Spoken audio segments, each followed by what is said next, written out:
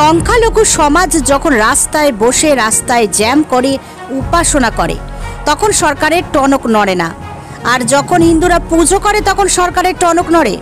তাই সনাতনীরা জেগেছে, আমরা পুজো করছি, শোভাযাত্রা করব, প্রশাসনের ক্ষমতা থাকলে আমাদের আটকে দেখাক। আর রাজ্যের শিক্ষা ব্যবস্থা, শেষ শিক্ষা ব্যবস্থা তো দেখা গেছে শিক্ষামন্ত্রী পার্থ চট্টোপাধ্যায়ের সাথে অর্পিতার প্রেমলীলা, এটাই শিক্ষা ব্যবস্থা।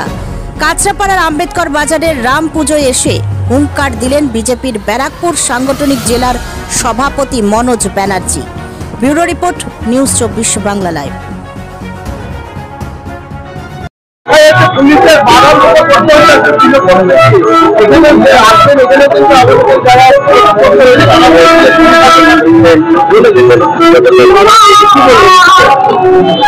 আপনারা জানেন যেভাবে পশ্চিমবঙ্গে সরকার চলছে, সেই সরকার শুধুমাত্র সনাতন সমাজের বিভিন্ন যে পুজো পার্বণ আচার অনুষ্ঠান সেগুলোকে কিভাবে বাধা দেওয়া যায়, কিভাবে প্রতিবন্ধকতা সৃষ্টি করে যায় তার জন্য চেষ্টা করে চলেছে। আর অপরদিকে এখানে সংখ্যালঘু পেছনের নামে তাদেরকে মাঠে ছেড়ে দিয়েছে উন্মুক্তভাবে। তারা আজকে বিভিন্ন জায়গায় আমাদের হিন্দুদের কি দেবদেবী তাদের মন্দিরগুলোতে আক্রমণ করা হচ্ছে, দেবদেবী ভাঙা হচ্ছে। আপনারা দেখেছেন আজকে সংখ্যালঘু সম্প্রদায়ের মানুষ যখন রাস্তায় বসে রাস্তা বন্ধ করে আপনার তাদের উপাসনা করে তখন এই সরকারের টনক নড়ে না, কিন্তু যখন হিন্দুরাই একটা পুজো করে তখন সরকারের টনক নড়ে।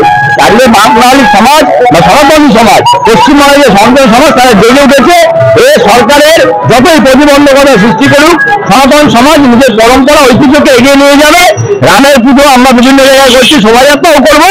সরকারের যদি ক্ষমতা থাকে আমাদেরকে আটকাবার চেষ্টা করুক। আমরা এখানেও বলেছি এখানকার প্রশাসনকে আমরা আমাদের পুজো করবো।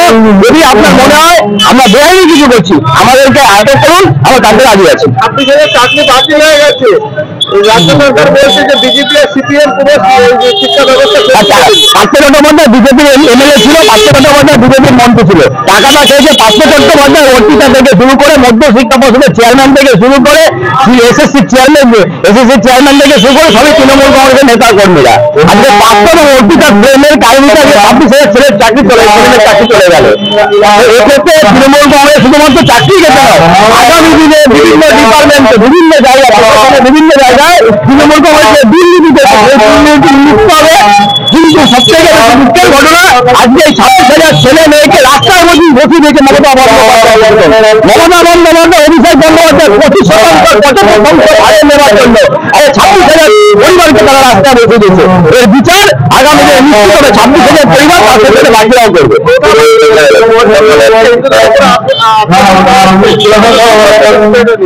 এটা শুধু মোটামুটি না, বিভিন্ন জায়গায় তারপরে মুর্শিদাবাদও করা হয়েছে। তারা আমরা দেখেছেন কার্তিক বেলডাঙ্গাতে আক্রমণ করা হয়েছে। বিভিন্ন পুজো পার্বণ তার আগে দুর্গা পুজো আপনারা দেখেছেন তাদের এই অঞ্চলে কিভাবে আক্রমণ করেছে, কালী পুজো হাওড়াতে কিভাবে আক্রমণ করা হচ্ছে। আজকে সনাতন সমাজকে আজকে একটা হেডিংয়ের জায়গায় চলে এসছে। তাই আজকে সনাতন সমাজ নিজেরা জেগে উঠেছে। পশ্চিমবঙ্গে তৃণমূল কংগ্রেস সরকার চলছে, সরকার শুধুমাত্র সংখ্যালঘুদের পেছন করবার জন্য এগিয়ে চলেছে। সংখ্যালঘুদের কিভাবে তারা ক্ষতি করবে তার জন্য চলছে। কারণ মমতা বন্দ্যোপাধ্যায় নিজেই বলেছে আমি যে বুঝবে তার লাগবে। আজকে মমতা বন্দ্যোপাধ্যায় সংখ্যালঘুদেরকে লাঠি যাচ্ছে আর হিন্দু সমাজকে আক্রমণ করার চেষ্টা করছে। হিন্দু সমাজ জেগে উঠেছে, নিশ্চিত হয়ে চলতে পারে।